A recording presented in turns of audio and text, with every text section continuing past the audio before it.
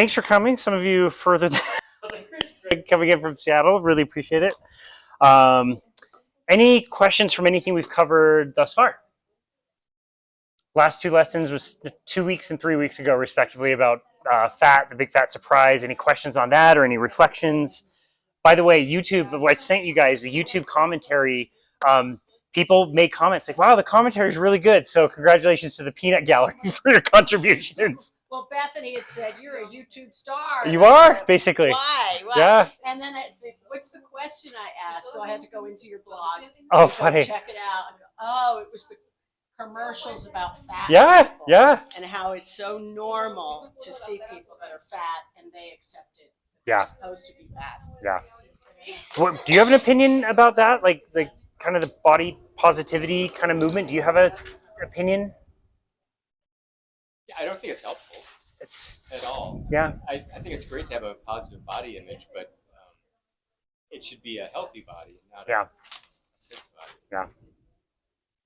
So I explained to Bethany today when I was working out, and I don't normally wear shorts, and so I've worn shorts a few times, but then I see all my fat. I see it sitting there in my legs. Well, Bethany's fairly thin, but she's not super skinny. Sorry, Bethany. And I thought, that's a reality check. When you see it and it's uncomfortable. But if you're used to being fat and the commercials and everybody says it's okay to be fat, you can't shame someone else, but you can't shame yourself either, then it doesn't make eating bad uncomfortable. And so we really do need some of that. And Bethany said something about when she's trying to train people, and she said it's a fine line between telling them what they need to do to what we're not going to do, because in our head we kind of know it's wrong. Yeah. But we have to be the ones who make it work and choose the right food. And it's just so hard to constantly stay on it. We talk about that all the time, and with a particular family member, obviously, that Bethany's worked with in the past, where she has had to have a come to Jesus essentially and say, like, look, this is really uncomfortable for me, but if you want to improve your health, this is something we need to work on. And it is not that easy, and it's just such a hard thing to try to decide whether that's our place to say anything about or not. But then we come to you for that advice. But it's up to us whether we take it. You didn't call me fat. That's because you lost the weight before. Yeah, exactly. Down. Hello. So great to see you, Leslie. How are you? Good. How are you doing? Really good. There's a lesson plan for today if you want it. I agree with your show. Oh, I'm hungry right Chips salsa repeat. there you go. That's funny because the last time I ate chips and salsa several years ago, the repeating and repeating and repeating and repeating and repeating definitely did not stop for a very long time. Yeah. So that's great. We were just actually, you're the perfect example. I'd love to bring this up. Last week, yeah, good. We're already making an example out of you.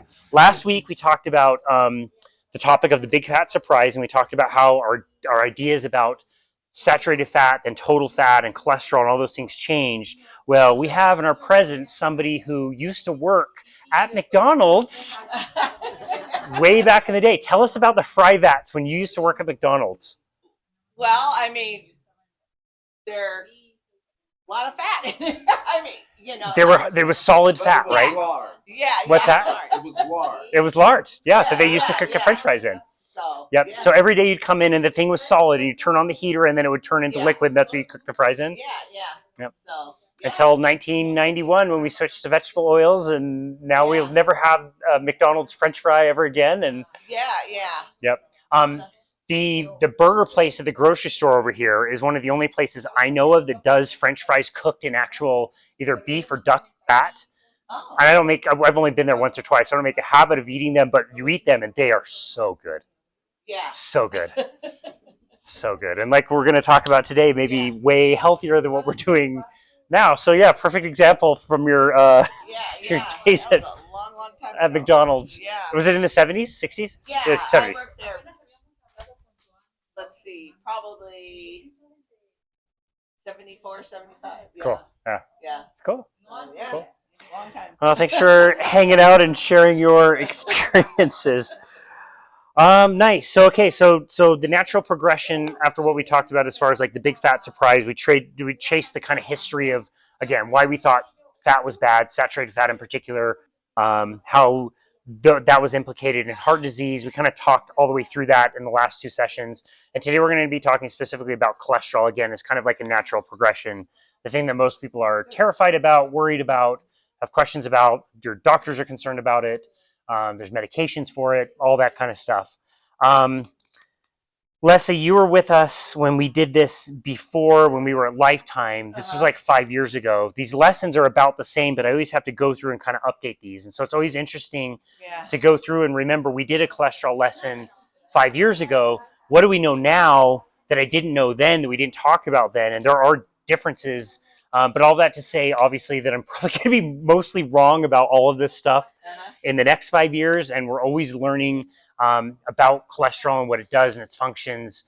But it is cool to see that even just in the last few years, there's been some really cool discoveries that have kind of come out about cholesterol itself, and the things we know about it have been changing and evolving. And so pretty cool. So we're going to talk about that. Obviously, can't say this enough times, especially with this topic. I'm not a doctor. I'm going to give you the best education that I know of about this time and have you think about certain things, but obviously consult your doctor when it comes to these kinds of things. Not saying they're necessarily going to have the best answers for you, and I'm going to give you today some questions you might want to ask your doctor that might stump them, which is always kind of fun. But yeah, this is not like medical advice in any way. We're just going to kind of talk about what cholesterol does and have you think critically about whether it's a nutrient of concern for you in your personal life. It's something you need to worry about or not, essentially. Well, on the last appointment I had, they said that my cholesterol has to be below 75. This is your LDL cholesterol. Your LDL has to be below 75 milligrams or whatever. But I've never had it down to below 75. So why is it all of a sudden a big deal that they're shoveling statins at me because you're 90 and not 75? It's a great question. You're 90. No, just kidding. You don't. I feel 90. You don't look 90. Wade, by the way, if you don't know, has lost, 80 pounds, 85 pounds at this point, and basically stepped away from type 2 diabetes. So it's a great question, dude. And I'm glad you and I have talked about this. What you did say is like, I'm not going to worry about it. I'm not going to take a statin, which we'll be talking about today. So the question is, when we notice that the history and the recommendations, and we look at where normal cholesterol we thought was 50 years ago and 20 years ago and 10 years ago, like the recommendations just seem to go lower and lower and lower and lower. So we need to decide, are the recommendations going lower because we're learning that the lower LDL cholesterol really does mean you have less risk of a heart attack? Or is it because they're trying to capture more people that would then qualify for some of these drugs? If you're always moving the standards, you're always changing the size of the goal and making it bigger and bigger and bigger, it just means you're going to score more goals. That would be great for my hockey career, but not necessarily representative of a good hockey player. If I'm shooting on a soccer net, I'm going to score a lot more hockey goals. So it's an interesting question, and we'll definitely deep dive into that. Did you feel comfortable telling your doctor, like, I'm not going to? And they go, well, what the recommendations are, blah, blah, blah. Would you have, before learning some of this stuff that we're going to talk about today, would you have been comfortable saying that, or would you have been like, No, oh, okay? Okay. I would. Doctor says I need this. There's not really. Well, add it to the list. Yeah. Because there's already enough medications that he has to take. And I kind of worry that some of them cause some of these problems that he's got to live with.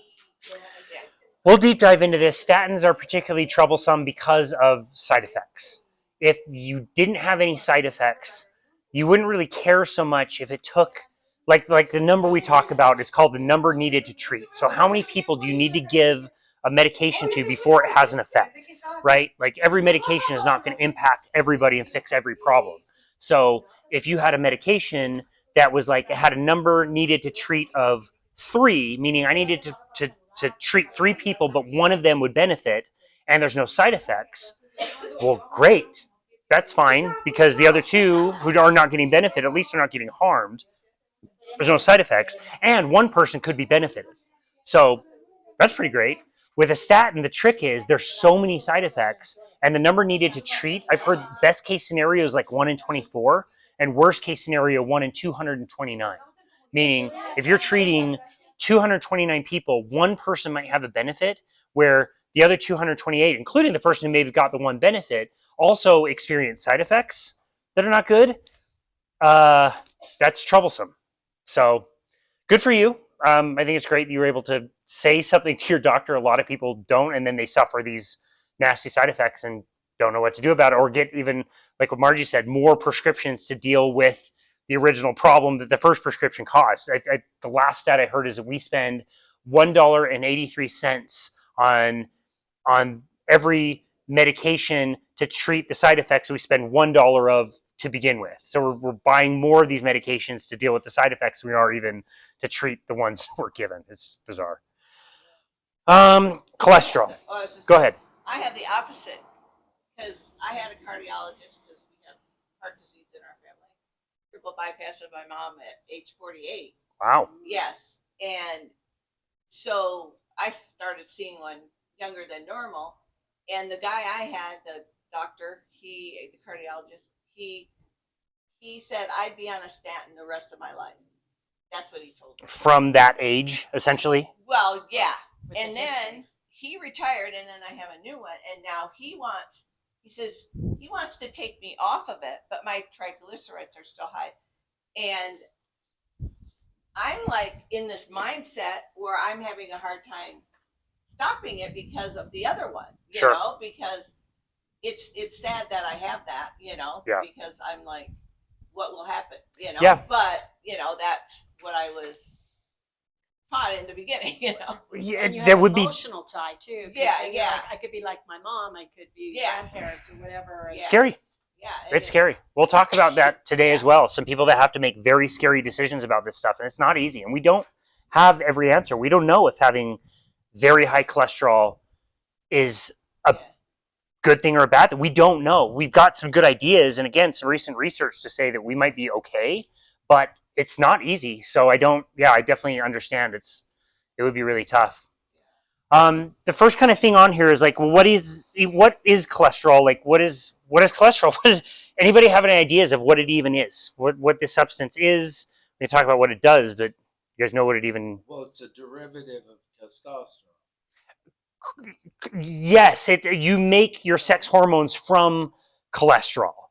Basically, like strike that, reverse it. Yes, you need cholesterol to build your sex hormones. Oh. Yeah. Really? If you eat a low cholesterol diet, your body either has to make more cholesterol or you're going to be low in some of your sex hormones. So yeah, great point. So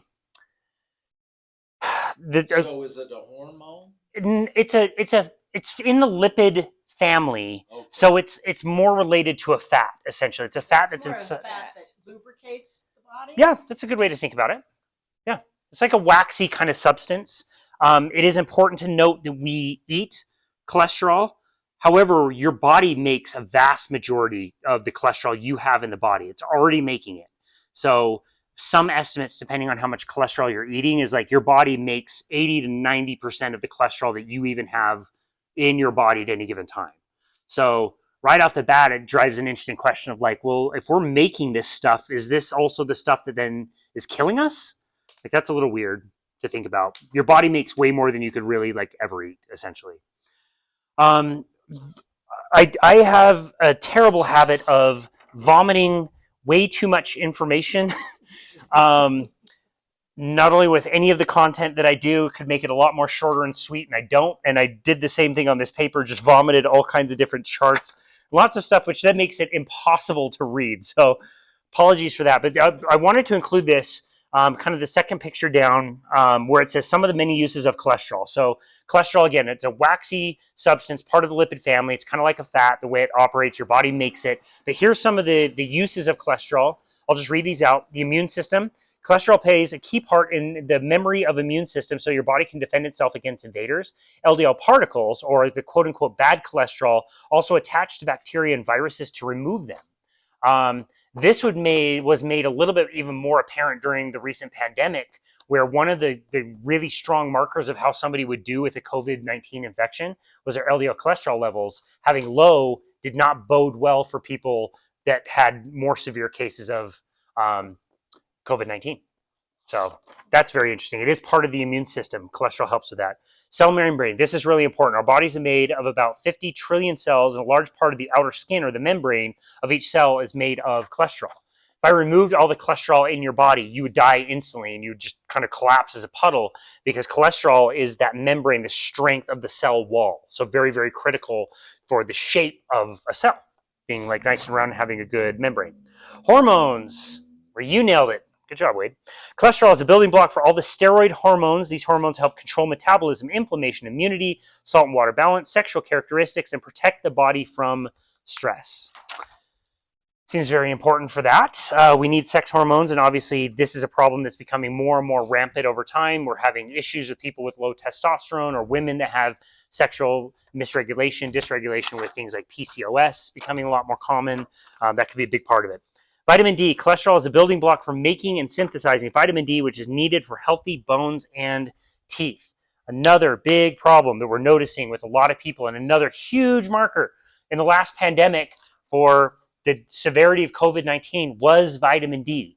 Vitamin D is provided to all of us for free every single day out in the sunlight. You should definitely get really good sunlight where possible. Be smart about it. Don't get sunburns, but getting sunlight on your skin in safe and effective ways is really helpful with vitamin D, and you need cholesterol to help synthesize that.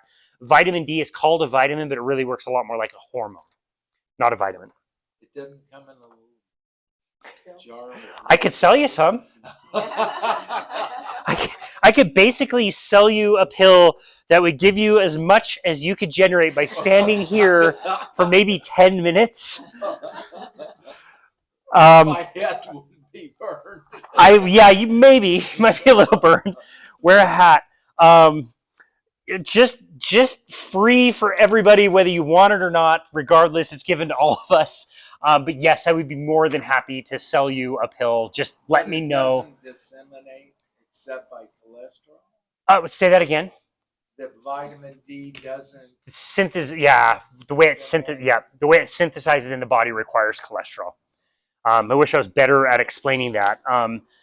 Going to what this talks about as far as like vitamin D, which is needed for healthy bones and teeth. Unfortunately, the fear that we have of sun has really put this out of favor and not really in public consciousness. But they knew this 100 years ago. In fact, in places like Switzerland, at elevation, they would have therapy places that were called heliotherapy or sun therapy. And if you had bone deformities like rickets or teeth issues or whatever, they would literally stick you at altitude in the sunshine on these decks, and you would fix your bone issues just by absorbing vitamin D. One of the catches is you couldn't wear glasses, or especially sunglasses. You needed to get it through your eyes, which is a really important thing. If you are getting sunlight, you want to get some sunshine through the eyes. Again, hope most of you know I'm not telling you to go and stare at the sun in the middle of July, but definitely need sunshine for that, and cholesterol is a big part of that. Digestion. Cholesterol is also the building block for bile acids using digestion, and so if you want to digest fats in particular and proteins, you need cholesterol for that. That helps. Last one, this is going to go over, and again, this is just a very basic list. The brain and nerves. The brain and nervous system need a lot of cholesterol. In fact, 25% of the cholesterol in the body is found in the brain, and nerve cells need cholesterol in order to survive and function well. Cholesterol, your brain is made up primarily of cholesterol. Quite an interesting thought. Our brains are a very small percentage of our body weight, but they require about 20 to 25% of the energy that we use. So the brain is very, very hungry. Hello, what's up?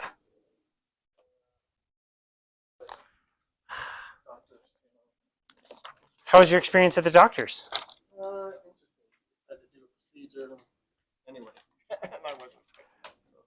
Yeah, no worries. Glad you could make it. We're just kind of talking. Today's lesson is all about cholesterol. Yeah. And we're just kind of talking about all the things that cholesterol does. And so we just went over this, which basically is kind of a summary of a few of the benefits. It's so tiny, lad. I just decided to throw so much information into a tiny little space. But again, just going over the immune system, cell membranes, hormones, vitamin D, digestion, brain and nerves is just some of the benefits of cholesterol in the body is kind of just where we've gotten to. So clearly this is some type of an important substance. Our body is using it. We make it. We do consume it. But the consumption of cholesterol, the cholesterol that we eat, doesn't necessarily correlate very well with the cholesterol levels in our body as much as we thought that it did. And it just kind of seems like if you're eating more cholesterol, your body might not make nearly as much, and vice versa, where if you are not eating very much cholesterol, your body might try to make a little bit more to kind of make up for it. As we kind of discussed back in the 1950s and 60s, out of nowhere, seemingly, if you go back 100 years, heart attacks were extremely rare. To going back 50, 60, 70 years ago, heart attacks are now killing more middle-aged men in America than anything else. We don't know why. We have some ideas. Could it be smoking? Could it be pollution? Could it be sugar? Could it be these new fats that we were eating, the polyunsaturated oils like Crisco, the first one, margarines, vegetable oils that don't come from vegetables? All these other things, we had different ideas, but when we cut people open who had heart attacks, we saw plaques. Plaques have cholesterol in them. So the very simple kind of thought or hypothesis was developed called the lipid hypothesis, which states that the more saturated fat you eat, the more cholesterol you have, and the more cholesterol you have, the more risk you are under for heart disease. We went down that path. We didn't have the best or the most correct information, but we had a country that was starving for answers. We needed to figure this out. People were dying. President Eisenhower was out of office for several weeks because of his heart attack. This is a big problem, and we needed answers. And out of nowhere, this solution kind of came up as like something we decided to start chasing. Really important to note that when we first started measuring cholesterol, that's all that we really could measure. Was total cholesterol. There was a limitation of our ability to measure certain things. So as technology gets better, we learn to measure different things. We learn that cholesterol now comes in different subfractions. So who knows about the next topic, good versus bad cholesterol? What do you guys know about good cholesterol versus bad cholesterol? I ain't got enough of the one, and I got too much. There you go. Perfect. More good, less bad. Yep. Good cholesterol, bad cholesterol. Cholesterol in the body is cholesterol, period.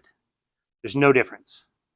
Whether it's traveling around in a certain particle or a different particle or wherever it is, the substance is exactly the same. Cholesterol is cholesterol. So right off the bat, there's no such thing as good and there's no such thing as bad. There can be things that are out of balance, but just know that at the end of the day, when you're talking about cholesterol, cholesterol is cholesterol is cholesterol. It's the same substance. Same waxy stuff that is used for all of those things that we just talked about. Okay? I'm going to, this is going to be so overly simplified.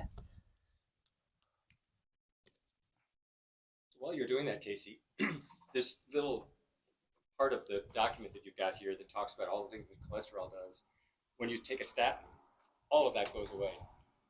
There's a process that cholesterol and vitamin D and all your sex hormones and coenzyme Q10, they all come from this process.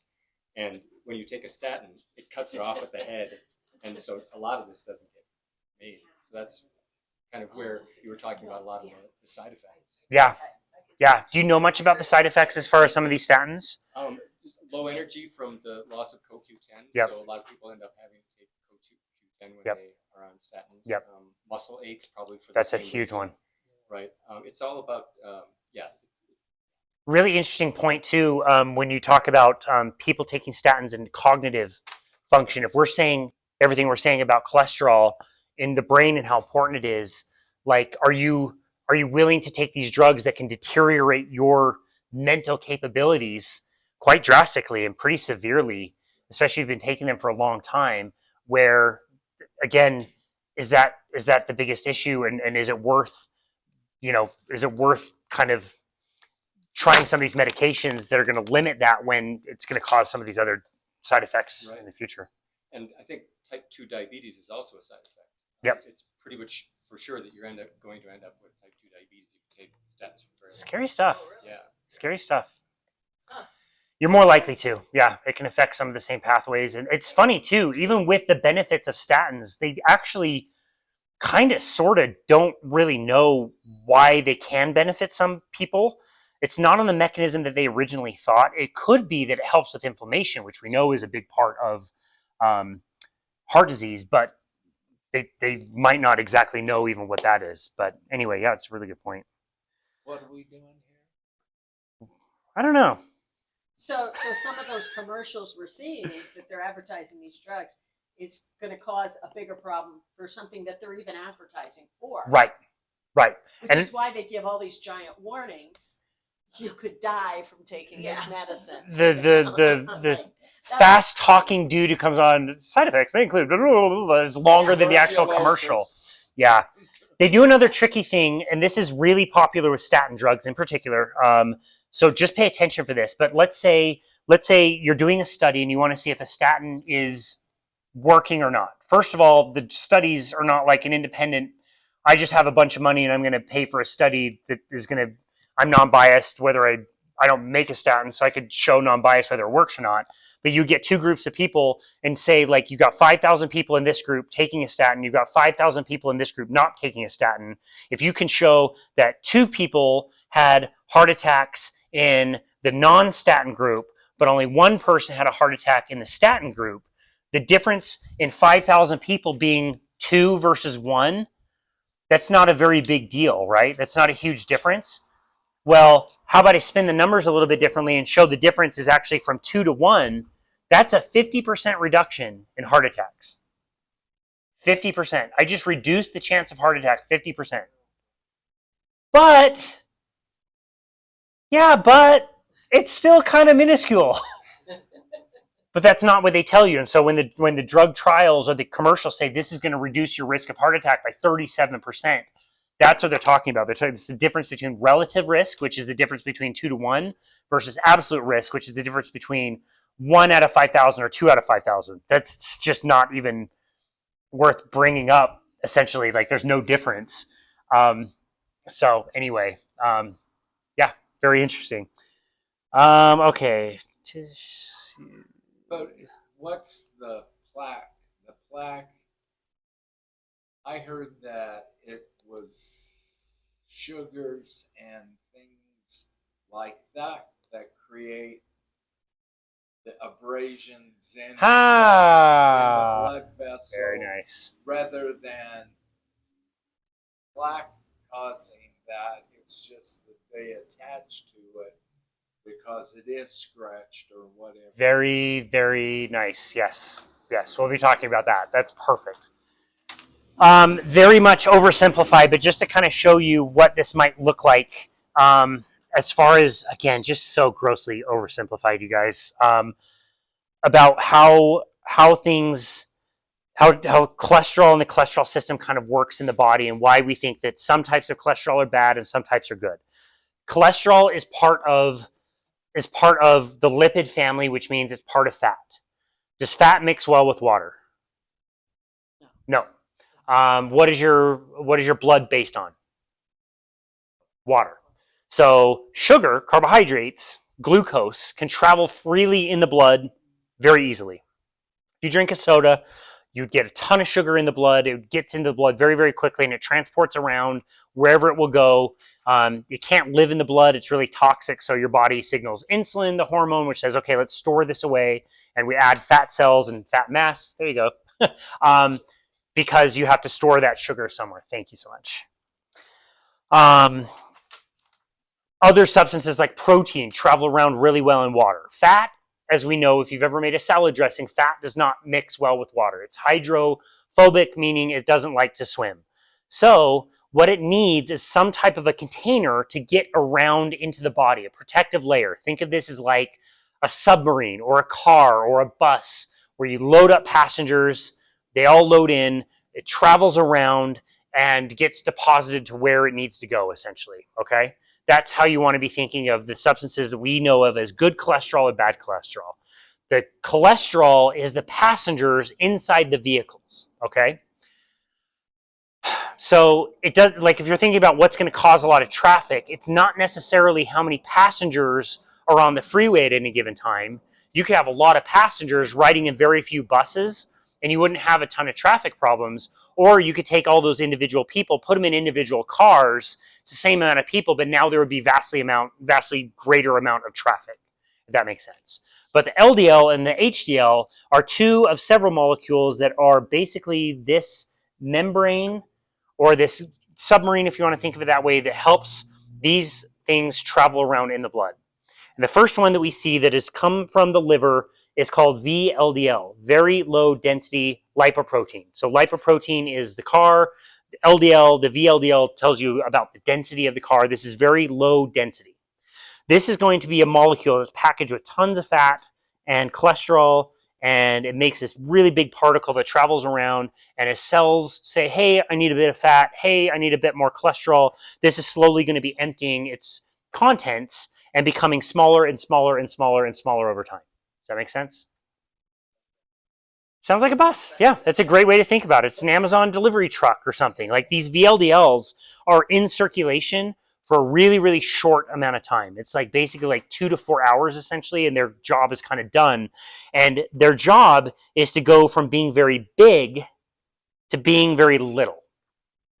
And the more they drop off, like the bus or the water balloon, unlike the bus can actually get smaller when there's less participants. So it's taking up kind of less and less and less space.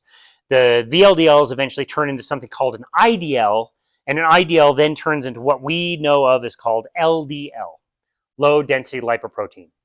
Most of what gets taken out of these big cells is the fat that's used for energy. And so as these are getting smaller and smaller and smaller, what's left is more of the cholesterol portion of things. So these are more dense in cholesterol, and they're not very low density, they're just low density. So they're becoming a little bit more and more dense with the cholesterol particles that they need.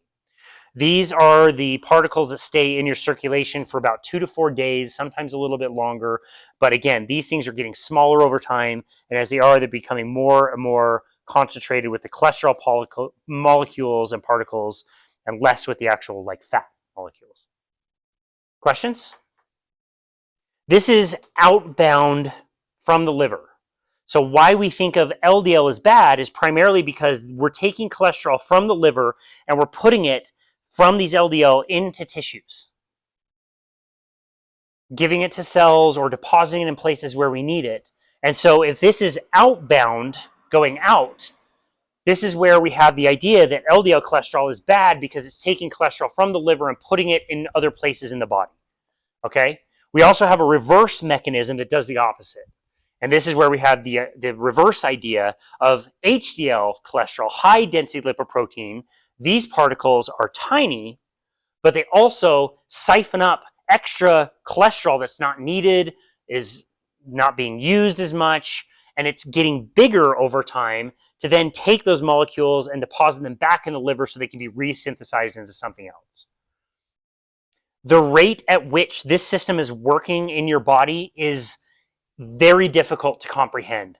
The number of LDL particles that you have in your body at any given time is like 10 to the 18. So take 10 and add 18 zeros, and that's about the number of LDL particles you have circulating in the blood. I can't even, like my brain hurts to even think about like how that is an insane amount of cholesterol particles that are being made. And it's even greater in the HDL particles. I want to say it's 10 to the 20th power of these tiny molecules that only last in circulation for a few days. So however millions and millions and millions of these things your body's making like every single second is crazy. And even then, we have this idea that the volume of these things is really big in our blood, but it's minuscule, it's tiny. It's like hardly any at all. Really crazy. But that's how the body is using some of these things and cycling them around. Again, any questions? This is about as like... But this is their job. This is their job. This is what's supposed to happen. It's when it's out of balance. Good way to say it. Yep. This is the normal working system of the way things are supposed to work. The other kind of core thing that we didn't really talk about is basically what you're going to see. Well, you're not really going to see it. There's also a difference in not just the cholesterol that's coming in and the fat that's coming in from the liver, but also the fat and the cholesterol that you're just eating. That enters the body in a totally different way. It gets packaged into a particle that's huge called a chylomicron. And that is like a 30-minute to 60-minute kind of window. If you eat fat, it's being delivered so quickly in the body to tissues that are going to eventually burn it off. And that's done within like 60 to 90 minutes. So again, what we're talking about here is where it's coming from the liver, and we're not really talking about the stuff that we eat, if that makes sense. But again, this is where we have the idea. LDL cholesterol is bad because it takes cholesterol outbound, and HDL cholesterol is really good because it scavenges the cholesterol and brings it back to the liver to kind of go away. And this is where the idea came from. As our measurements got more sophisticated, we were able to measure that there were different types of cholesterol. Now it's not just all cholesterol is bad. Some cholesterol is really helpful, and that's true with HDL cholesterol. It is helpful. We want it to be high, and that's where we got the idea that LDL cholesterol is in fact bad for us. If that makes sense. But yes, it is part of the system, and as we learned earlier with all the benefits of cholesterol, it does actually help a lot of things. So now the question is, does LDL cholesterol in particular cause heart attacks? We see it in the plaques, so it's there. But is it the cause? Most doctors will tell you that it is. Some people that know a lot more about this might say something like it's sufficient, but by itself is not necessary. Sufficient, not necessary. I'm sorry. Strike that, reverse it. It is necessary, not sufficient. Necessary, not sufficient. Meaning, if we were to go to that barbecue and we were to make an awesome meal, and I said, great, we need to light a fire, so I'm going to stick some wood in here, and I just sit here and watch the wood waiting for my fire to start. Well, I know I need wood for a fire. Why isn't the fire starting? Wood is necessary, but by itself is not sufficient. So what else would I need to start a fire? Obviously, some lighter fluid or a match or some kindling or something. You need other things besides just that one thing. So you do need LDL cholesterol for things like plaques, but the question is LDL itself sufficient to cause problems? And this is now getting to what Wade brought up, is like, if this is the system, why is it that cholesterol is always circulating around in our bodies? It's always going around, but heart attacks, curiously, don't always happen in every area of our blood vessels. For example, and this is a great question to ask your doctor. Just ask him next time he brings up cholesterol, why is it that heart attacks only happen in arteries? Heart attacks do not happen in veins. Why? That's weird. Because the big ones can't get there. They can all get there. They're all sufficiently small enough. They're all circulating around. Good question. Good idea. Same blood. You can assume that 50% of the blood is in the arteries and 50% is in the veins. Why does it not happen in veins? There must be something different. No? Could be. And it's interesting on that note, we know that if we take somebody's vein and transplant it into their arteries and kind of switch them around, if it's put in a certain place, the vein is then likely or can then have plaques developing. So that's not it. And vice versa is true. If you take an area that's more prone and you put it in the vascular system on the vein side, it then does not develop plaque. Like it's more related to location than. Okay. It's a really curious thought.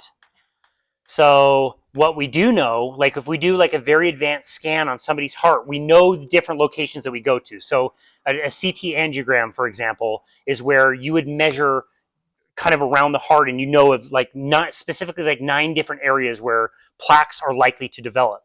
Why there and not other places? Why are we able to look specifically at those places and give somebody a score essentially on how likely they are to have a heart attack? It's because they happen in areas in arteries where there's turbulence, curves, splits, different things that the blood flow is literally kind of changing, where you might have different momentum of different substances that might be impacting the inside of the arteries. So, interesting thought. What does that then tell you? If location is really important, that they don't happen everywhere, what is it about these certain locations where there's lots of turbulence that might be more likely to create plaques and damages? Any guesses? Well, let's see. In the stream, it's usually branches and stuff like that. Like this crap in the garden. Okay. And it's in the water. And then silt and stuff like that. So I would say some sort of debris. Debris? I like that. What do we know? We've already talked about this today. What do we know is a substance that gets into the blood that it can't stay in the blood? It has to get out as quickly as possible. Carbohydrate. Sugar. One really interesting thing is that sugar is toxic in the blood. You can only have a very, very, very small amount of it. So how many teaspoons would be in like a large soda, for example? Quite a few, probably, we could say, like a lot of sugar. Maybe 30, yeah, who knows? So then that's like down to like orange juice that we all think is like super healthy for us. Like that's a lot of sugar, and in its liquid form, it gets absorbed very quickly, and the place that it goes is the bloodstream. How much sugar do you have circulating in a normal healthy human? How much sugar do you have circulating in your blood? 5 liters of blood at any given time. Cup of sugar, half a cup. Teaspoons? Tablespoons? Small, right? Teaspoon. But you think it's larger than it is? Singular. Yeah, 1 teaspoon. 1 teaspoon. Body strives for. In a normal human that has a normal blood glucose, if we say that normal blood glucose is like 80 to 90, that is about a teaspoon of blood per 5 liters of blood volume that you have in your body. Which is why if you cut yourself and you taste your blood, it's not sweet at all. It's salty. You need it can taste very irony. You have a lot more of that in the blood, and you have a lot more salt in your blood than you do sugar. Sugar's toxic. Has to get out of the blood. Cannot live there. So that's why we have the system, which we'll talk about in a future lesson. We've talked about it a little already. Again, related to the hormone insulin. Sugar in the blood is an emergency. Has to get out as quickly as possible. Sugar triggers the pancreas to release insulin. Insulin is a hormone that says, okay, get this stuff out of here now. Find any place to stuff it. Fat cells, if you have space for it in muscle tissue, it goes into muscle. If you can burn it for fuel, let's do that. Get it out of here, incinerate it. And if there's still too much, make more fat. That's the great thing about the human body. We don't like it, but this is what's literally saving our lives, is we get fatter and fatter and fatter and fatter. We can just add more and more and more fat cells and more space in our fat cells, just stuff energy away. Again, we don't like it. Some cultures don't have this, like in China or in India. They don't tend to get as big as we do. We can get really obese quite quickly and get up to like 400, 500 pounds. Their body types don't allow them to do that, but they damn sure get diabetes because it's the same mechanism. They just can't add as much fat. It's actually a really good thing if you can add a lot of fat. It's not comfortable, but it is a place where you're stuffing carbohydrate in for storage because it can't just like travel freely in the blood. Could it be that the sugar in the blood is what is causing the issues that then cholesterol is there to help fix and repair? We know this about smoking. Like, we knew this so long ago that people who smoked had a much greater likelihood of developing heart disease. What is it about smoke and pollution in cities? We've known, again, that that is a cause of heart disease. What is it about that? Could it be that it's getting inside of us and causing damage? Very well could be.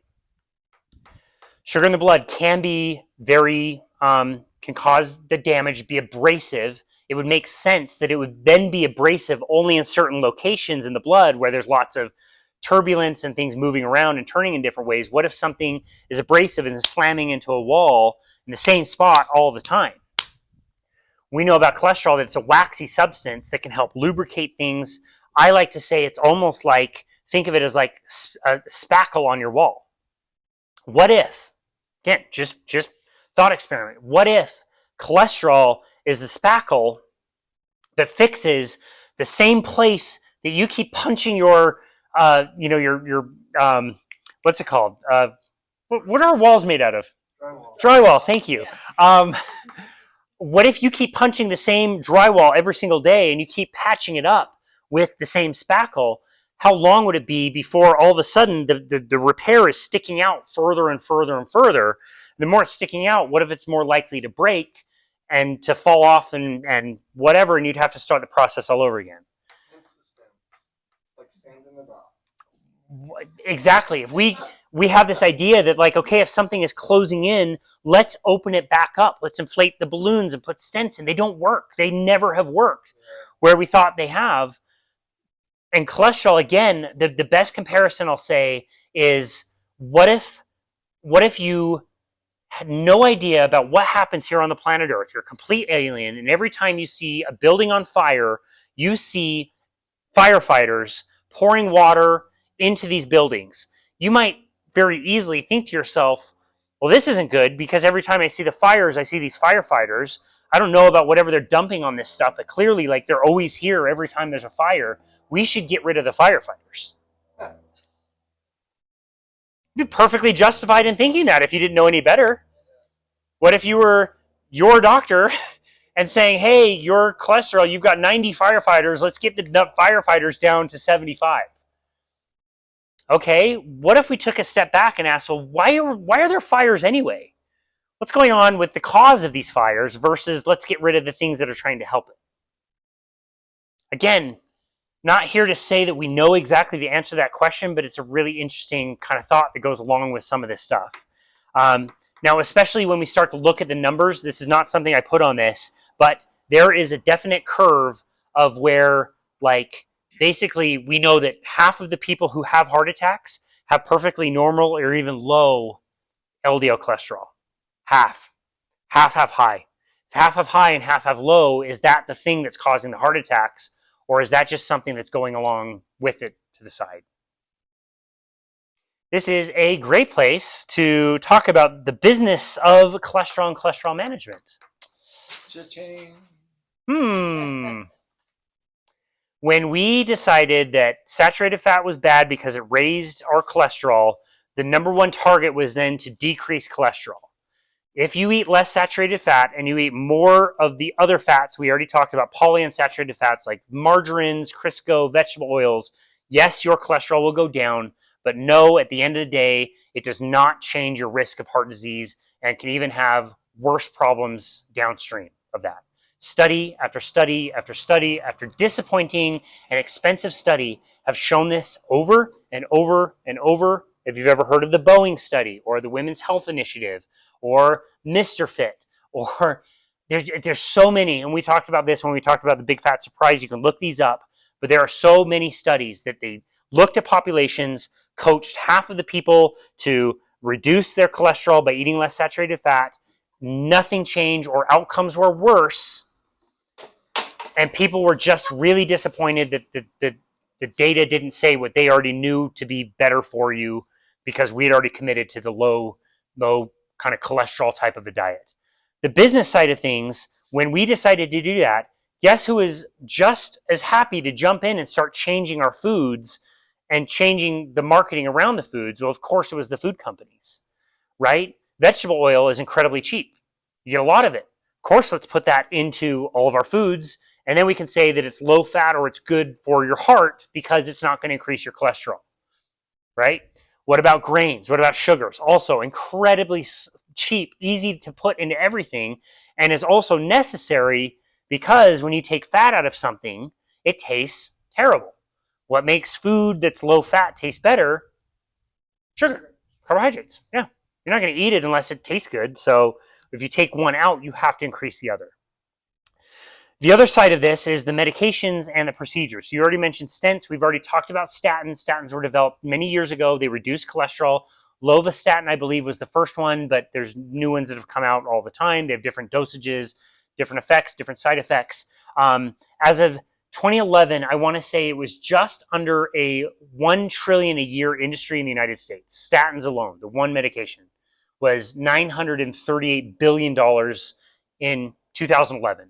And if you see this last kind of slide that I attached here, statin market share by region in North America, Europe, whatever, and in 2023, the market size in billions of dollars, 15.39 market size that's going to increase to 18.93. I got this from like a pro kind of statin type kind of a website that was, again, trying to go after some of the medications they list there, but they're all statin medications, and trying to push this more and more and more and more.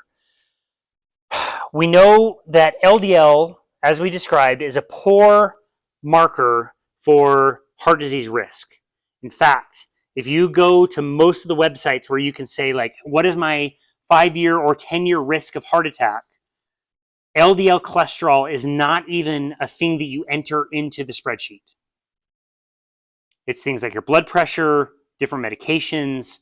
It's not your LDL cholesterol, because LDL cholesterol is a very, very poor indicator of heart attack risk. What is a very good indicator is, and comes up time and time and time again, is your HDL. What we call the good cholesterol, again, just really is the vehicle for transporting cholesterol. It is true that the higher that can be, the better and better and better outcomes seem to look to certain people. Every time we have tried to develop a medication that increases your HDL cholesterol, like, have you ever heard of one? They don't have them. You know why? Because they kill people. They don't work. CTEP, I believe, is the name of it. They've never been able to make one that was safe enough to give to people.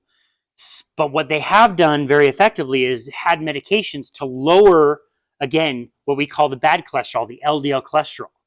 So what do? If you're a pharmaceutical company, LDL is a bad marker to demonstrate whether heart disease is a thing or not, but you can drop it using a pill. Why would you not want to keep the focus on that? If there's nothing you can do to increase HDL besides eat saturated fat, will increase your good HDL cholesterol, which is a very good marker of heart disease, the higher the better. Are the food companies and the pharmaceutical companies going to want to, like, continue to tell that? They're in bed with the medical industry, which every doctor is trained in. So that's why you get the doctors that say, okay, your cholesterol is 90. We need it down to 75. We have a medication for that. You go, could I have a side of steak with that? Great question. Can I put butter on it? It's wild. It's wild. And to think, again, all the side effects, cognitive side effects, muscle aches, all the other things that come along with statin use, all the harm that's been done for, again, lowering something that may or may not tell you anything about heart disease, it's pretty scary. Pretty wild stuff. Questions, comments, concerns there? LDA, ABC stuff. Because, you know, back when they started rattling my family about statins, virtually all of us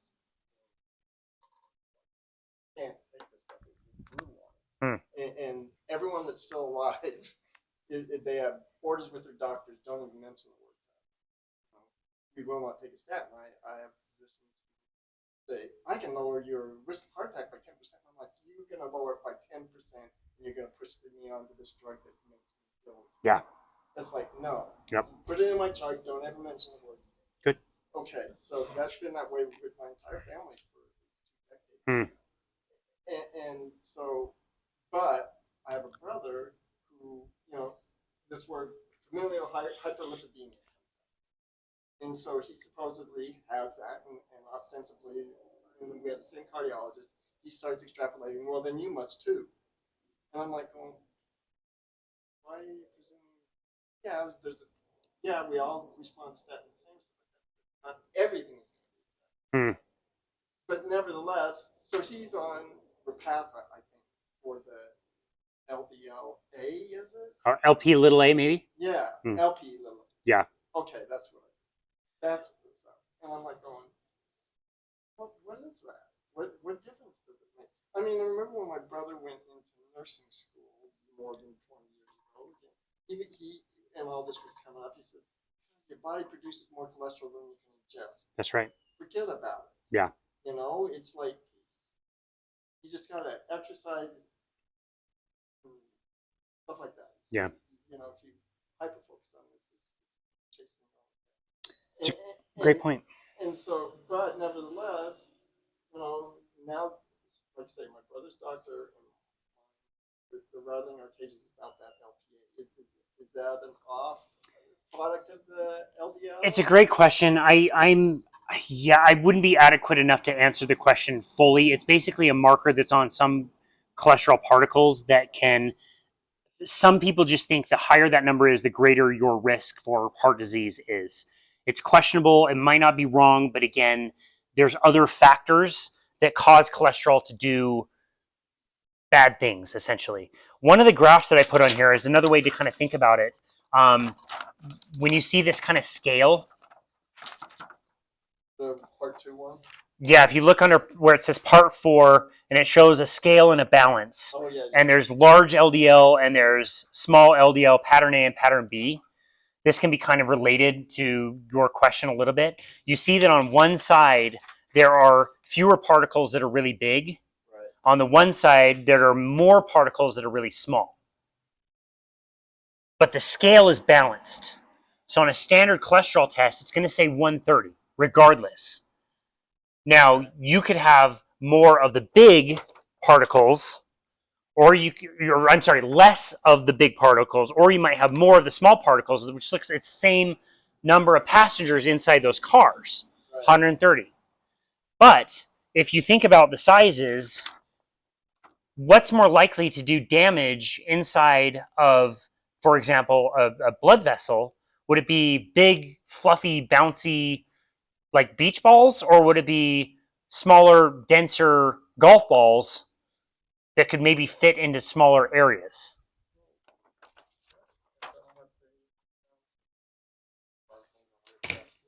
And so that's where, Blood pressure, stuff like that. yeah, that's where it comes into being like the the cholesterol particles. If basically if you're eating the proper diet, your cholesterol molecules will stay those big and fluffy, very harmless type LDL particles. They don't really tend to do much damage. But the more those get what we call oxidized or inflamed, which happens when we consume lots of sugar, lots of vegetable oils, the smaller and denser they get. And then in that context, yes, that may be where those problems are coming from. But it's not the cholesterol itself, it's the particle and how the particle is shrinking. Like I said, probably not the most adequate way of explaining that. It's a bit more of a complicated kind of a question. Well, and that's kind of the way I've understood it, but I'm just kind of like, it seems like to me the body's going to do what it's going to do. You mentioned something also very interesting, which is a genetic disease called familial hypercholesterolemia, Yeah. which means from a child you have a problem with your LDL receptors. And so LDL, you have a super mega massive high amount of LDL cholesterol in your body. It's really interesting with this disease in particular. It's very tragic because when you have this as a child, it's a genetic, so you have it from when you're born. Children will die of heart attacks. There's like case studies of kids dying of heart attacks at age 4, 5, 6, like really tragically, not great. The interesting thing is that person can have sky high LDL cholesterol for their entire life, and when they're young, it is a greater likelihood than not that they will die of heart disease. Greater than like normal population, they have a higher rate of mortality and more likely they're going to die of heart attack. But interestingly, when they get to about age 30, their risk of death actually goes lower and lower and lower and is actually way lower than the general population. Even though their LDL cholesterol is really, really high, they die way less from things like cancer or Alzheimer's disease. Very, very interesting when we talked about LDL cholesterol being protective of certain things, and these people live an entire lifetime with very, very high LDL cholesterol. It's not great when you're young, but if you can survive your first few decades, it's actually more and more and more protective the older you get. That's interesting. You would think they would have more risk of heart attack over age, and they don't. So in pediatric cases, how are they? That's a good question. I'm not sure. I know they do treat it. I'm not sure with what. If it is I know statin. a family, and I should ask them how they do treat it because my daughter's dance teacher's sister's husband died very young, and he had that cholesterol ever since he was a child. He had a major heart attack, and he died. Okay. And so their son, which he did sadly pass away just within the last year, he was like 37, 38. And he had that when he was a child. Mm. But then I was wanting to ask them if he was in all these studies. He was in all these studies ever since he was little. His dad, they didn't really know about. And all these studies, and I was like, why did they not catch this? Because he had a massive heart attack. And yeah. Was it fatal? Yes.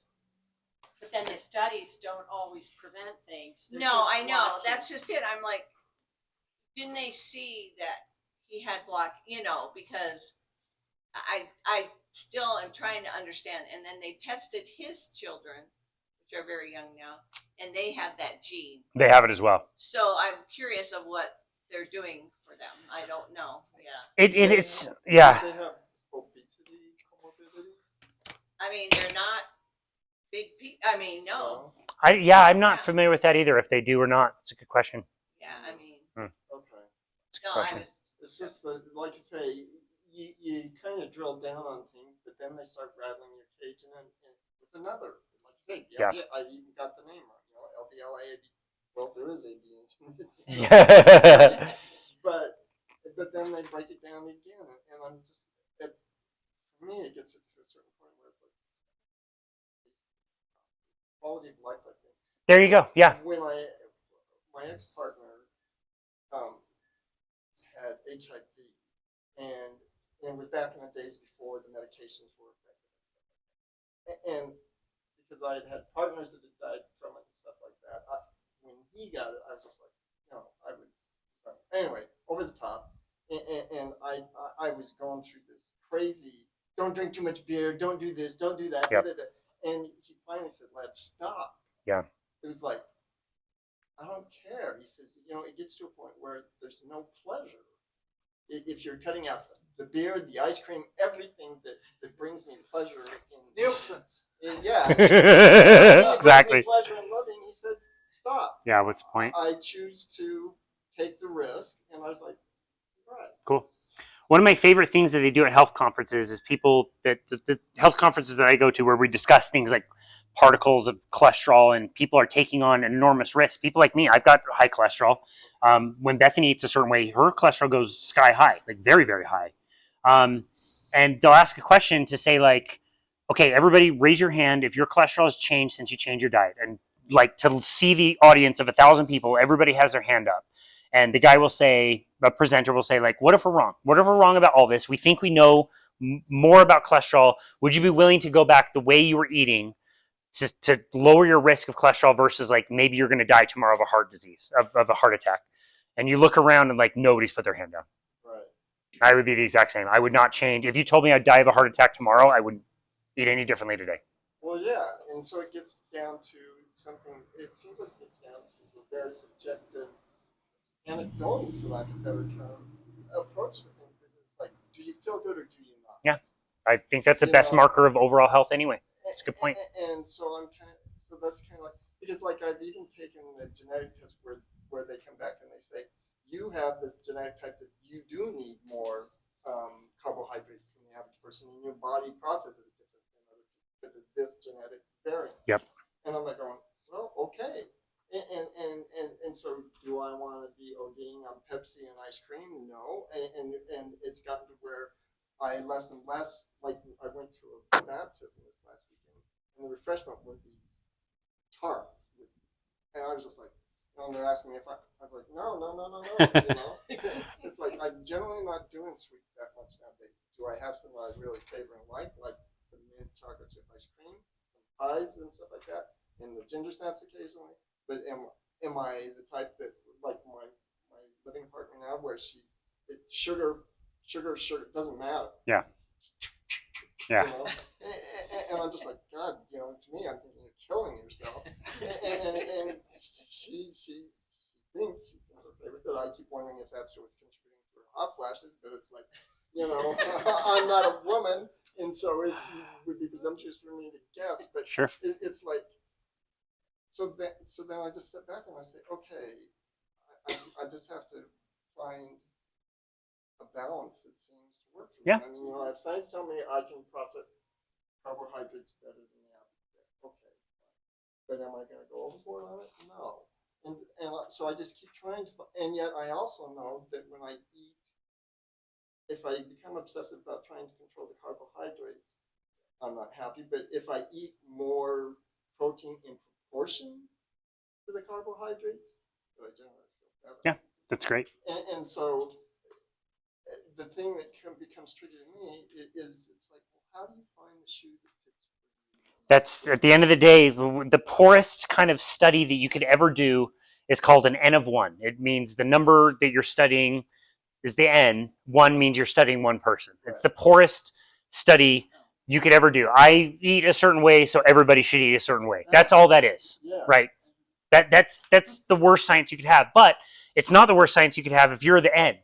If you're the 1, it's the only thing that matters. You don't care about any study. You care about what is going to work for you. So that's a really good point. At the end of the day, you got to make your own decisions. If you can tolerate some and be moderate with carbohydrates, that's awesome. I know for me, I can't. If I have some, I have it all. I can't stop myself. The last time I bought a thing of peanut butter, I wanted to make peanut butter burgers, and the jar, an entire jar of peanut butter was gone in 2 days. Oh, wow. Like, I can't just have a bite and put it down. I just will keep going and keep going. I can't stop. So for me, I'm not even going to buy it. I can't. But some people can. So, and that'll be a future lesson. We'll get But into that. then, see, the question that comes to my mind is, if you're craving it that much, isn't there something the body needs from it? That's a great question. That's a really, really, really good question. Cravings tell us something other than just accusing us of addictions. But isn't it really just your brain playing tricks on you? Well, as we talked about before, when we talked about some of the mechanisms, the problem, carbohydrates are not the problem. The problem is supply. We've made this argument before. Carbohydrates come from plants. Everything is growing. Go eat. This is a park. There's tons of stuff. There's tons of plants. Go help yourself. Have as much as you want. There's gardens. People have gardens. Go through the garden. Go raid it. Have as much as you like. Any fruit trees you find, have as many as you want. You're going to be pretty hungry. Yes. You're going to be pretty hungry. You can't eat this stuff. It's just not available. When it's available, it's a tiny, tiny amount of some fruit that's available for like a week, 2 weeks, Right. and then it's gone. So your programming in your genetics tells you that when you find sweet, attack. Eat it before the other animals. Eat it before the birds. Right. Attack it, because this is your way to store energy. It's going to be sugar in the blood. That sugar is going to circulate around until your body says, whoa, we got to get this out of the blood. Now you're storing fat. Thank goodness, because there's going to be a time when the snow is flying again, that you don't have any more fruit trees. You're not finding honey anywhere. There's no bees. Whatever you stored is going to be gone. Maybe you grab some apples and throw them in a barrel, and that'll be good for a few months, but those are going to go away. What do you do then? Well, good thing you stored the fat. Now let's burn that. And that's what the body does. It's perfectly capable of burning off our stored fat. That's why it stores it. So your body is wired to say, we found sweet, more. And some people do better with, again, moderating it, and other people don't. I don't. Well, okay. Isn't the keto stuff basically the glycogenesis concept? I mean, you're trying to get to the point where you're burning the fat and changing it to the sugar. See, that's the thing that's confusing me. We're saying that the carbohydrates or the sugars, but it seems like jet fuel to me. It's the stuff that we need to run. I mean, because the fat's being, unless I'm misunderstanding, the fat's being broken down to glycogenesis into sugar that the body can use to run itself. Is that correct? Yeah. Okay, so in the end, really, even though it's just like jet fuel, it can be, deadly to us and poisonous, but man, can it rocket us where we need to go? Sure. Like you say, in a small dose or whatever, and that's the ticket. I'm kind of like going. So it's kind of like, anyway, I'm having where it seems like ultimately the body is wanting sugar. Yeah. It needs it. So carbohydrate is essential inside your body. but it's not essential. It's not essential to consume. Right. That's how important it is, and that's why healthy blood sugar is always like 80, that number we talked about before. I'm somebody who doesn't eat any. I have none, but my blood sugar always stays at 80. Why? Because it's necessary in my body, and my body is going to regulate that perfectly. So here's a good example. Yesterday, I had walked about 5 miles, got up my normal time around 5:30, went out and walked, did about 5 miles. I rode my bike. I rode in to train. One of my clients is at a gym facility, so I rode my bike in there. So that's 30 minutes each way of riding my bike. And then Monday is my hockey game. So I play hockey, and I played for an hour and a half from 11:30 to 1. Hockey is very what we call glycolytic. So you burn carbohydrates because my heart rate is so high for a short burst. I did that. Then I went and did another podcast interview. I did not eat anything all day. I was fasted. I didn't eat all through that, yet I was burning sugar, presumably through all that activity, especially the hockey game, Right. but I never ran out of energy. I felt great the whole time. I wasn't hungry. How was I able to do that? What happens is what you described, gluconeogenesis.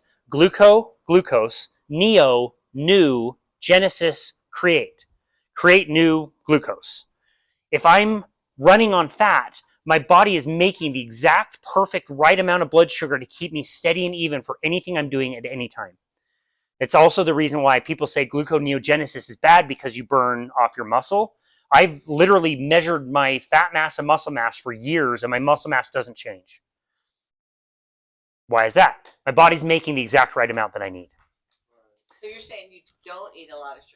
I don't eat any. You don't eat it? No. On a general normal day, I did 0. I have to keep it at 0. I can't moderate. I love the idea, but I can't. Yeah. But the last thing that we'll talk about today, tying this all together, is a new subset of people with a particular phenotype. And this is called a lean mass hyperresponder. I'm going to try to set this up in a way that can be easily understood. But something that has happened in the health space is people have been finding that carbohydrates are not that great for them. They do better when they don't have them. They try a diet where they reduce or even eliminate the carbohydrates in their diet, especially sugar and that kind of thing. And they notice that they start feeling amazing. They feel really good. Their energy is better. They lose weight. They lose weight in a way that they're never hungry. So it's like better than any diet they've ever done in the past where they were starving all the time. They're just like, they're not that hungry and they're not eating, and the body learns how to burn fat. Feel amazing. They get their blood checked, and every marker that they can think about is better. Their HDL goes up. That's a good cholesterol. We want that to go up. That's great. Your triglycerides, this is fat that's circulating around in the blood, goes down. Your body's using it more, so there's less in the blood. That's really good. Your blood sugar goes down. Your blood pressure goes down. Your HbA1c, how we diagnose type 2 diabetes, reduces. All of these things get better, which is great. And the person's feeling amazing. They're finally losing weight effortlessly. But one marker always comes back to be really, really high, and it's LDL cholesterol, bad cholesterol. So what do you do? They're basically eliminating, they're becoming more and more abstinent of carbohydrate in the diet. They're eating less and less carbohydrate and more protein and fat, noticing lots of benefits.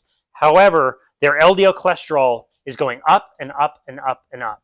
And if we say that like borderline is like 100 to 130, and like high, anything over like 130 is essentially where a doctor is recommending that you take a statin pill. I'm talking about cholesterol levels that are like 200, 300, 400, 500. The same as this genetic disease that we were talking about, but they don't have it. It's not a genetic disease. It's that much LDL cholesterol circulating in their body. Scary, really scary stuff. What do? If you feel amazing, you basically treated yourself of in some cases, very severe diseases. Everything gets better, save this one thing that is now freaking you out, that your quote unquote bad cholesterol is not just like kind of borderline high, it's like very high. Well, just like with sugar, doesn't the body have some way to compensate? If we think about what we just demonstrated, and when we drew this out, that the liver packages cholesterol and fat together, the idea is, what if these people are using more fat as fuel, and the body is packaging more of these packages that are then being used by the body and delivered everywhere? downstream of that, you would think that what is leftover LDL particles, and those are going to increase in somebody's blood. And the question is that necessarily a bad thing or not? And this is where a different kind of model that we call the lipid energy model explains where that cholesterol might be coming from way better than what we talked about before, which is overall total cholesterol. The lipid hypothesis is a problem. What if it's not a problem? What if this is a normal kind of metabolic state that we're in, and now we've got a group of people that are demonstrating that it's happening? So for example, one of the recent studies that was paid for by the crowdsourced study that was done, took 100 people that had been eating a very low carbohydrate diet for up to 5 years. These people's average age was about 60 years old. They'd been on this diet for about 5 years. They did cholesterol measurements and showed that their cholesterol was double what it should have been. It was like 260. And not only that, but they'd been 260 again for like 5 years eating, well, like no carbohydrates, very, very low.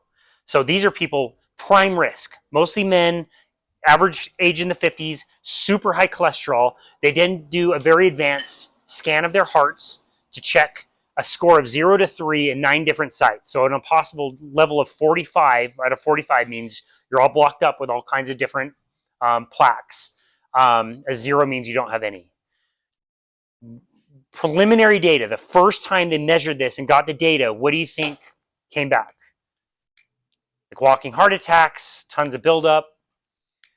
They found that of the 100 people, there were only a handful that even had any measurable amount. They were mostly all in the single digits. There was nobody in the double digits, and most of them were 0.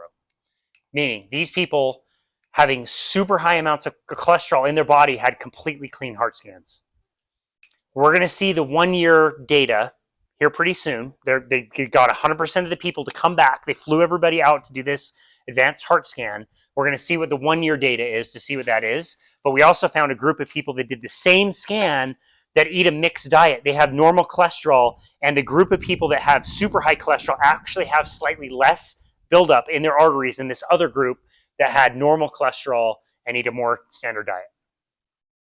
Mind-blowing. This is the cholesterol. The last thing I'm going to say, one last interesting kind of study that was done recently was called Oreo versus statin. Oreo versus statin. One of the people in this subset of category of people we called lean mass hyperresponders is a doctor named Nick Norwitz. He's in Harvard right now. He's already graduated from Oxford, which is PhD, and now he's getting his MD. So, smart dude, pretty smart guy. Terrible gut issues. He had Crohn's disease, IBS, IBD, tons of like gut issues that were like ruining his life. And he found that going on a very low carbohydrate diet helped him fix all of those issues. The problem was when he goes very low carbohydrate, he's a really lean guy, his cholesterol goes very, very high. So he's one that will have a LDL bad cholesterol of 500, sky high, super, super high.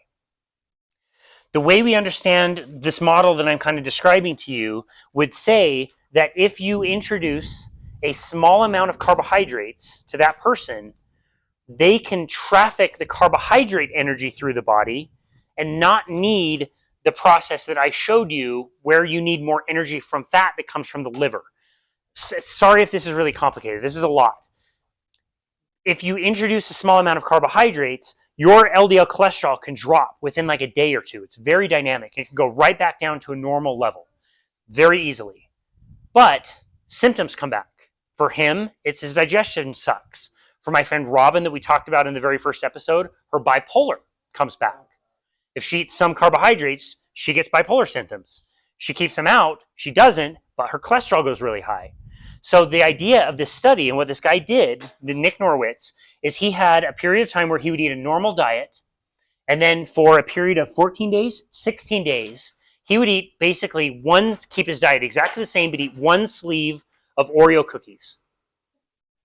That's all he did. 16 days or 4 16 days. Okay. At the end of the 16 days and during the measurements, he would see where his LDL cholesterol got to. Then he would do what is called a washout period, where you go back to your normal diet, you make everything normal again, and once the cholesterol normals are back to where they were when you started, you do a second test, and the second test was going on a very high dose of a very powerful statin. And he did that for a total of, I believe, 6 weeks. What do you think dropped his cholesterol more, the Oreos or a high dose, very powerful statin? Significantly reduced his cholesterol from 500 into the 100s. I believe it got down into like the 170s, where a very powerful statin got his cholesterol into the 300s from 500. The point that he was trying to make is not to say that everybody should go eat Oreos. He deliberately chose Oreos. Term Oreo. It's not like, okay, I'm Yeah, gonna eat this for the box. rest of your life. Yeah. He deliberately picked it because it's something we could all agree on that is not a healthy food. But again, if we have this model right and it's not the cholesterol that's causing heart attacks, this was predicted. We knew this was going to happen. He was going to eat the Oreos. He was going to get more energy from carbohydrate, which eliminated the pressure on the liver to deliver so much fat. It came down, and thus in that pathway, there's less of that remaining LDL cholesterol in the circulation. Goes back on a normal diet, goes right back up. All of these things to say, we have really good evidence. We have to be very careful about what we say, but we do have good evidence to say that maybe it's not the cholesterol that we need to be afraid of. Maybe we need to be afraid of the things that is causing inflammation and oxidizing cholesterol in our body, namely lots of sugar and seed oils. And don't smoke. The seed oils, they don't. They only oxidize on the shelf, right? They don't oxidize in the body after consumption. Light, heat, and air. When they're exposed to light, heat, and air. So already as they're made, they're exposed to very high temperatures, chemicals, very much an industrial process. So they're already oxidized and rancid by the time they're in the bottle. But they don't taste that way. I mean, you surely had eaten something rancid from, and so why don't they taste rancid? That's what the chemicals do, is try to remove some of that taste or the odors and the smells, which is why, they taste kind of nasty. Like you can tell when your food is fried and it just doesn't taste that good. Exactly. But like it's by and large, like in a bottle, it's kind of odorless and you don't smell it. That is a process that it goes through to get rid of a lot of stuff. If you were to see the color of this stuff without it, it's like gray, sludgy, gross. Like they need to make it have that golden color and make it look clear and clarified. And like that's the steps of a process it needs to go through to be able to do that. But while it's exposed, it's getting oxidized and is already that way when you buy it. Plus, you're going to be heating it up, further oxidizing it. And when it gets in the body, that's what's causing the oxidation and creating the chain reactions of free radicals. That's why we think antioxidants are good for us to help stop these oxidation. Really, we should do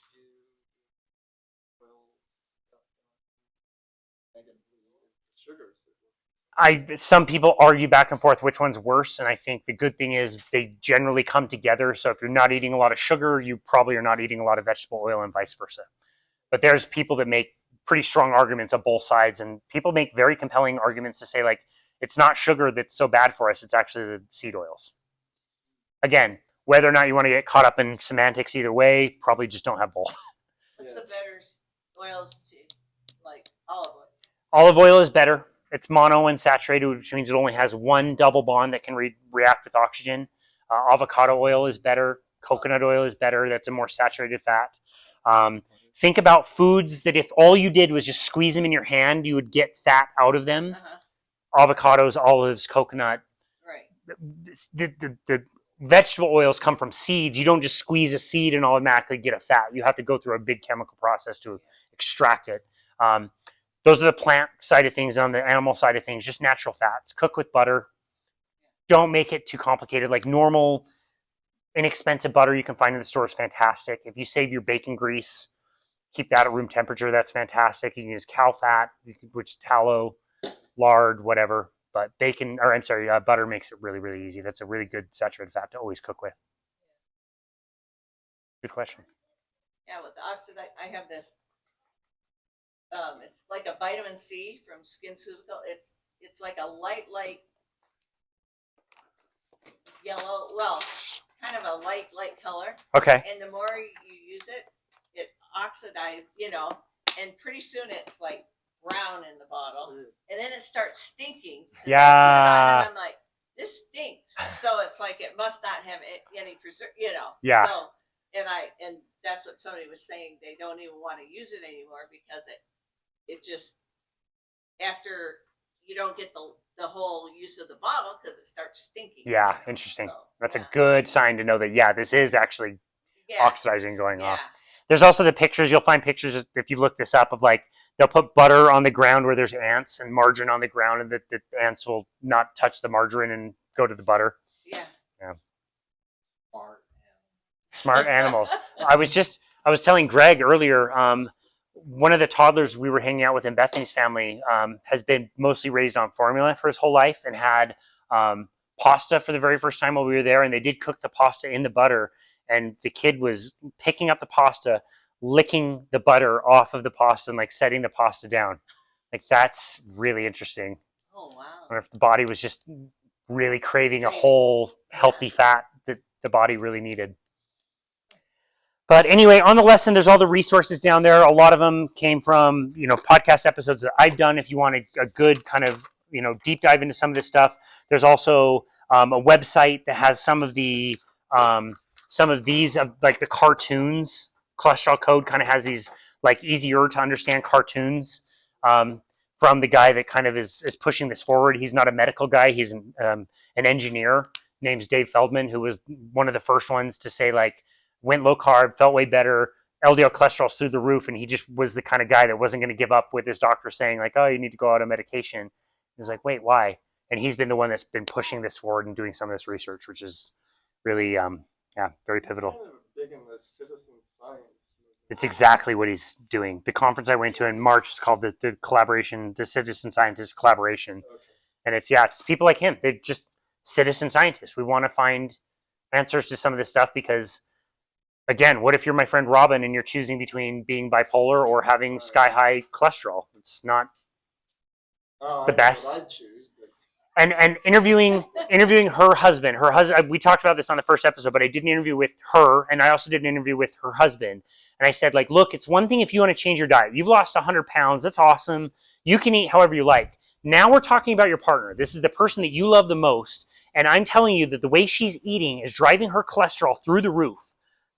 How do you feel about that? That's now not just you and your life. That's somebody else's life and the person you love the most. How do you manage that? And I loved his answer. He said, whatever she decides to do is up to her. I'm ride or die, whatever. It's her business. I'm going to go along with whatever she does. But I will tell you that I would not trade one single day of having my wife here and present and enjoying life and able to laugh and is not medicated and is not sedated. I would not trade one single day of that today. Regardless of if she died of a heart attack tomorrow, I'd feel better about that than having this person, exactly what you said earlier, like having the quality of life that she had before. No question. Interesting. Cool, guys. Thanks. It's a big topic, and we'll have more questions, I'm sure. So, you can always write down questions. If you see any of the YouTube stuff, you can always add in the comments. Different questions or observations or whatever. That's all on the website, which is on the bottom of the page. All the meal plans that we've gone over are there and everything else. But yeah, thanks for coming, you guys. Thank you. Should feel much better about like thinking that your doctor might not know the most about cholesterol and how it works in the body. And again, if it's just one question of saying like, why do heart attacks happen in arteries and not veins? I'm gonna ask. You get some funny answers. Yeah. oh Yeah. yeah. A lot of never thought about that.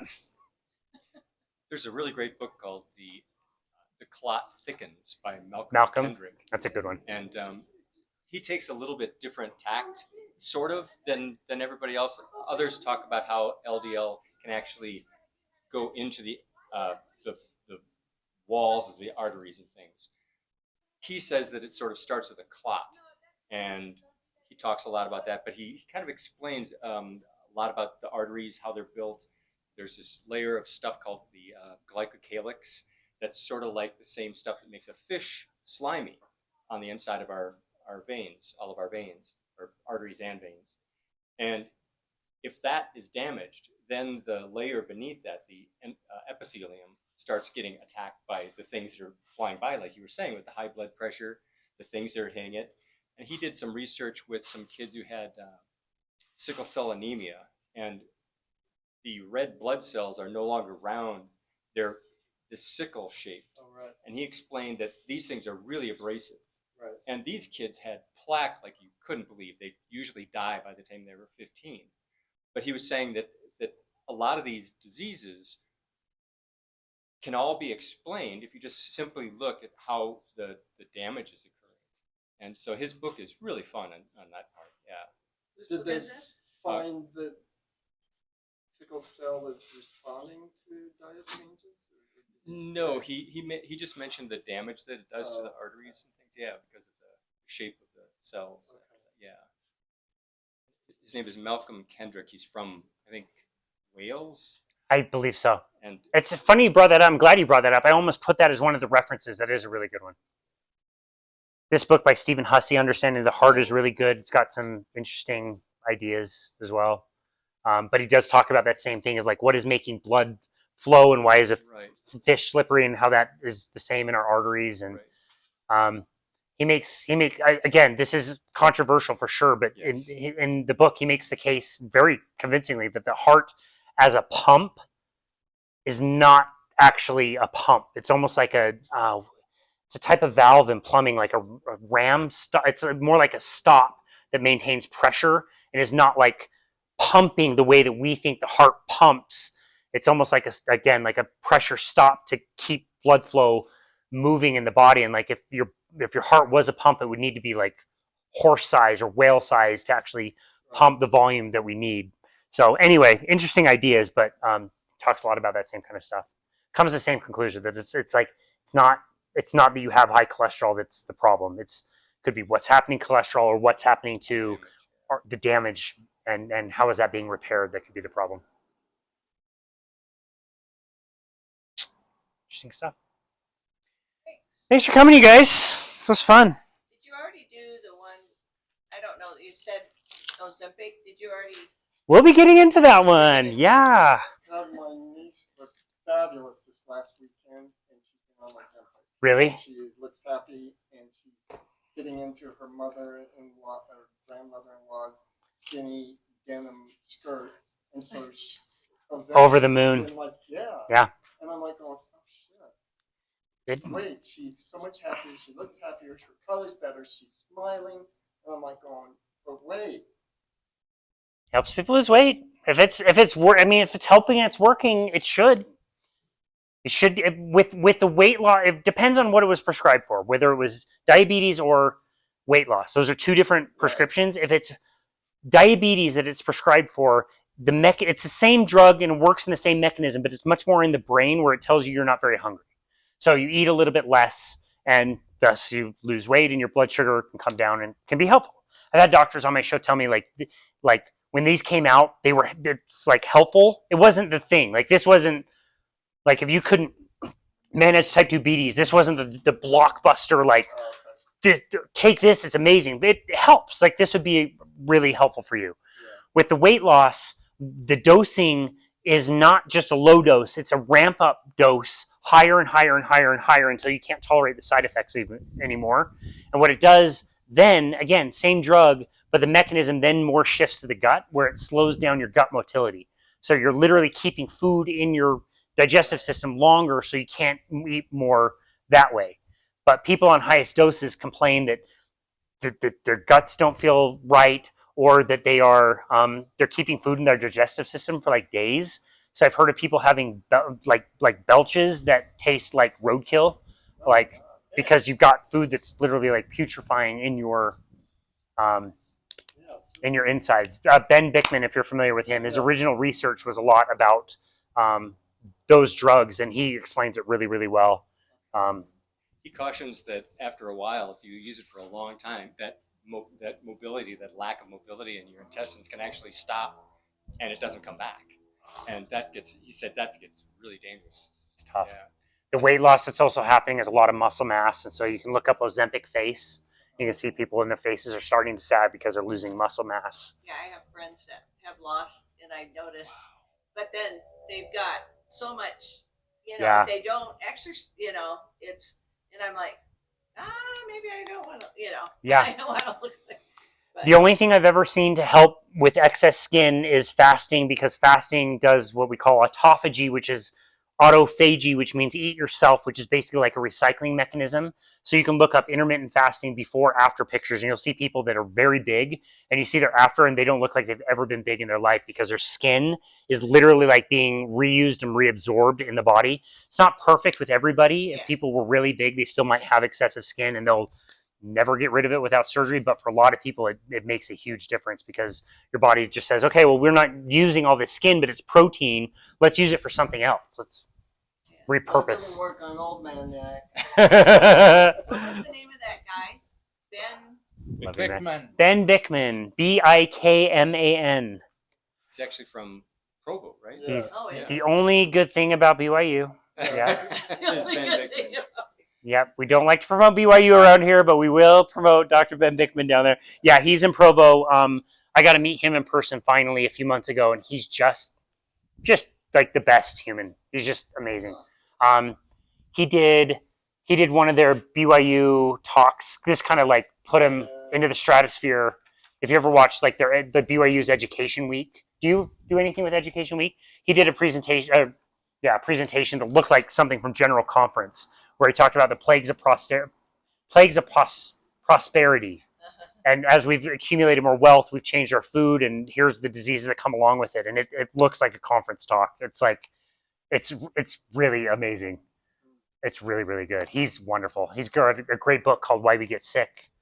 He's got a new Actually book got that in coming my out. truck. It's so good. So good. He's He great. actually has a podcast called Insulin IQ.